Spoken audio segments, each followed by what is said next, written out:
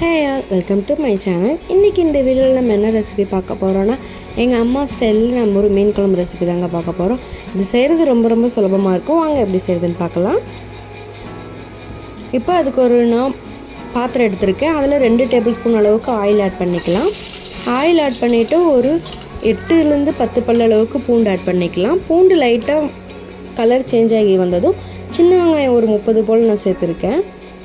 சேர்த்துட்டு நல்லா வதக்கி விட்டுக்கோங்க.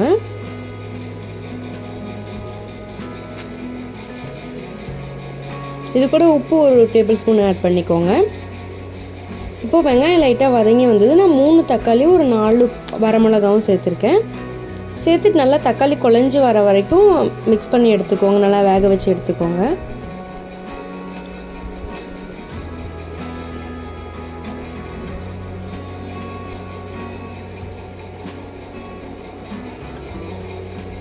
இப்போ இதில் நான் ஒரு 1/2 டேபிள் ஸ்பூன் அளவுக்கு மஞ்சள்தூள் சேர்த்துருக்கேன்.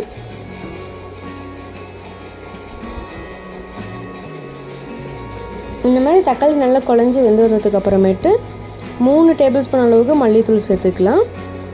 மல்லித்தூள் சேர்த்துட்டு 1/2 தேங்காய் மூடி எடுத்து நம்ம இந்த மாதிரி சின்னதாக கட் பண்ணி ஆட் பண்ணிக்கலாம்.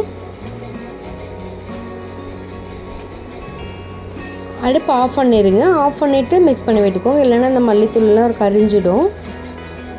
அந்த வடை சட்டியில் இருக்க சூட்லேயே இதெல்லாம் நல்லா ஒன்று மிக்ஸ் பண்ணி விட்டுக்கோங்க. ஆறுனதுக்கு அப்புறமேட்டு இது மிக்சியில் அரைச்சி நல்லா ஒரு ஃபைன் பேஸ்ட்டாக எடுத்துக்கலாம். இது இருக்கட்டும் ஒரு சைட்.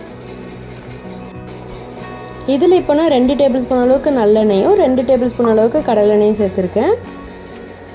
எண்ணெய் நல்லா சூடாகி வந்ததும் 1 டேபிள் ஸ்பூன் அளவுக்கு நீங்கள் கடுகு போட்டுக்கோங்க. அதில் பாதி வெந்தயம் போட்டுக்கலாம். 1/2 ஸ்பூன் வெந்தயம் போட்டுக்கலாம். 2 போட்டு நல்லா பொரிஞ்சு வந்தது. ஒரு கொத்து கருவேப்பிலையை ஆட் பண்ணிக்கலாம். கருவேப்பிலை ஆட் பண்ணிவிட்டு இதுக்கு தேவையான மசாலாஸ் ஆட் பண்ணிக்கலாம். 2 டேபிள் ஸ்பூன் மிளகாத்தூள், 1 டேபிள் ஸ்பூன் கறி மசாலா, 1/2 ஸ்பூன் சிக்கன் மசாலா ஆட் பண்ணிக்கோங்க. ஆட் பண்ணிவிட்டு நல்லா மசாலா இந்த எண்ணெயில் வதங்கி வரணும். லோ ஃப்ளேமில் வச்சு குக் பண்ணிக்கோங்க. இந்த டைமில் நம்ம அரைச்சி வச்சுருந்தாலும் மசாலாஸ் அதெல்லாம் ஆட் பண்ணிக்கலாம். ஆட் பண்ணிவிட்டு தண்ணி ஒரு 1/2 லிட்டர் போல் ஊற்றிக்கோங்க. உங்களுக்கு ரொம்ப கெட்டியாக இருந்துச்சுன்னா எவ்வளோ தண்ணி வேணுமோ அது அளவுக்கு ஆட் பண்ணிக்கோங்க.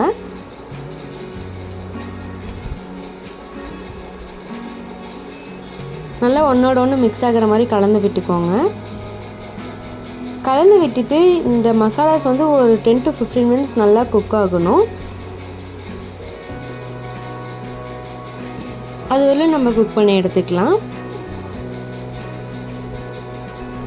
அப்பப்போ கரண்டியில் கிண்டி விட்டுக்கோங்க, அடி பிடிச்சிட போகுது.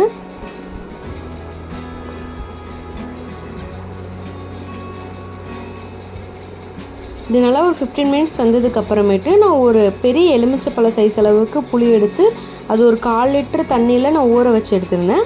அது இந்த டைமில் நம்ம சேர்த்துக்கலாம்.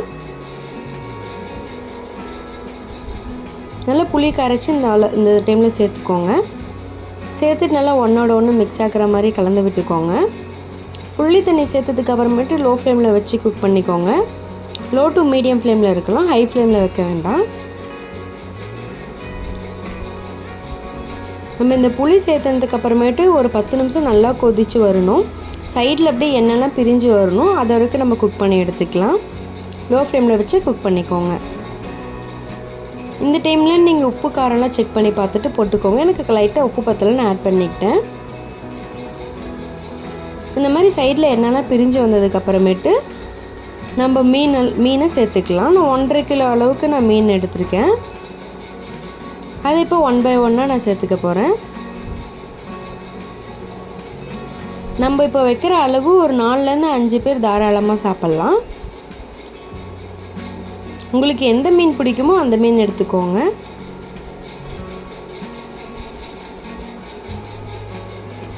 நல்லா இந்த மாதிரி அகலமான பாத்திரத்தில் வச்சிங்கன்னா மீன் நல்லா ஃப்ரீயாக வேகும். ஒன்றோட ஒன்று இடிக்காமல் இல்லைன்னா குழஞ்சி போயிடும் மீன் சேர்த்ததுக்கு அப்புறமேட்டு கம்ப்ளீட்டாக லோ ஃப்ளேமில் தான் வச்சுருக்கணும். ஹை ஃப்ளேமுக்கு மாற்றக்கூடாது. அதே சமயத்தில் கரண்டி விட்டு கிண்டவும் கூடாது.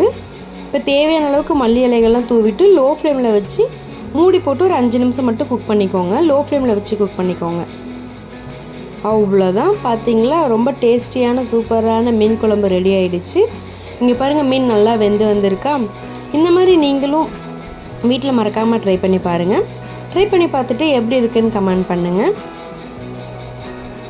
நம்ம சேனல் இதுவரையிலும் நீங்கள் சப்ஸ்கிரைப் பண்ணாமல் பார்த்துட்ருக்கீங்கன்னா மறக்காமல் சப்ஸ்கிரைப் பண்ணிக்கோங்க. அப்படியே பக்கத்தில் இருக்க பெல் ஐக்கானை கிளிக் பண்ணிக்கோங்க. தேங்க்ஸ் ஃபார் வாட்சிங். டாடா, பாய்.